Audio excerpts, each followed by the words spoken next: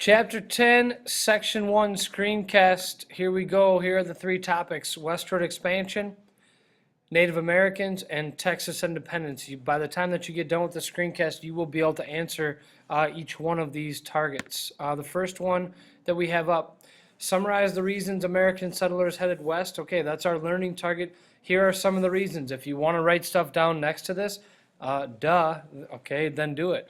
The first concept is something called manifest destiny. It's a really confusing way of saying that people believed God intended for the United States to expand to the west. Um, you can look at it two ways. One, people really believe that, or two, that it was a way to rationalize the idea of stealing somebody else's property. Then there are four kind of sub reasons why people went west. One, they were in economic trouble, meaning they didn't have enough money, they didn't have a good job, or they didn't have a really good long-term solution for making money. The second is the cities, especially in the north, were getting really overcrowded, and there weren't very many solid places to live or gainful employment. The third is land for farming had basically run out, and your only option if you wanted your own land was to pick up and move west.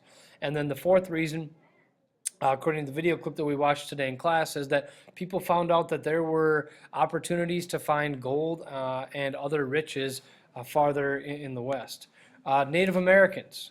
We looked at this document in class today, described the impact of westward expansion on the Native Americans. The number one issue that happened during this time period would be the Indian Removal Act. President Jackson decided that he was going to continue the idea of moving natives farther and farther west. His rationale was he was going to guarantee them land forever, which is fine. And you may want to write this down because it's not on here, that it was actually going to be better for the Native Americans long term because they would be able to stay together and not have to live amongst the whites. You don't have to agree with him, you just have to know that that's what he said. He thought there would be more freedom in the West, which is what the American ideals were all about. And then he thought if they removed the natives instead of living amongst them, that there would be much less fighting and little mini wars that started up because they were living together. Whoa, what do we have here? I mean, you guys got to see this. This is unbelievable.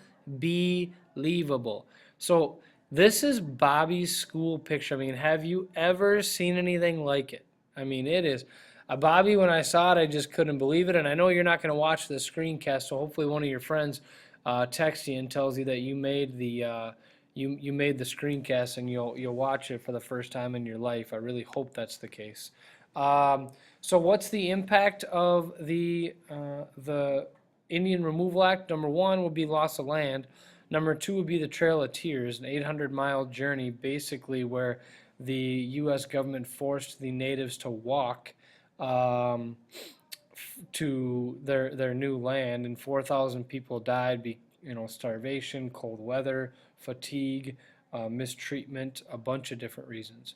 The impact long term is that the natives were never going to trust the federal government again, and they really probably had no reason to in the first place, but now for sure this forced them to lose all trust in the federal government. And then the fourth thing is the isolation of Native American culture.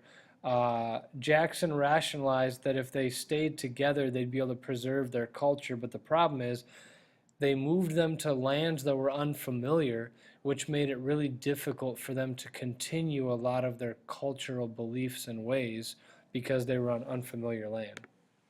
Our last one here is describe how Texas gained its independence.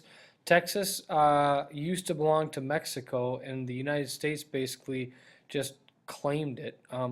Polk ended up defeating Clay, the guy who was the American system dude, for president, and Polk ran on a platform that said, I want to take Texas from Mexico as soon as I win the presidency. That's what the annexation means, to take Texas from Mexico and claim it as your own.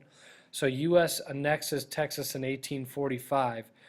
There were two groups of people. There were those that supported it, especially the people in the South, because that was going to give the U.S. another slave state and a bunch of land. People in the North opposed it for two reasons.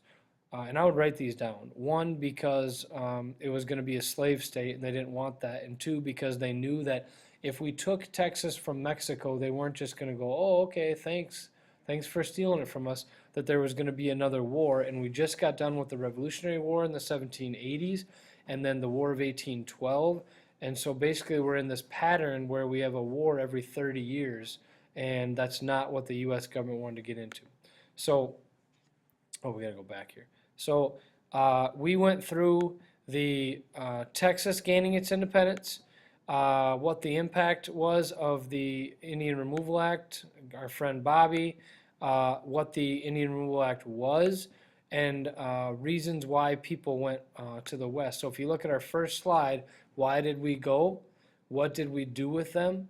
And then, and how did we gain our independence? You're gonna get asked questions that follow these three topics that are listed on this screen as soon as you come to class tomorrow.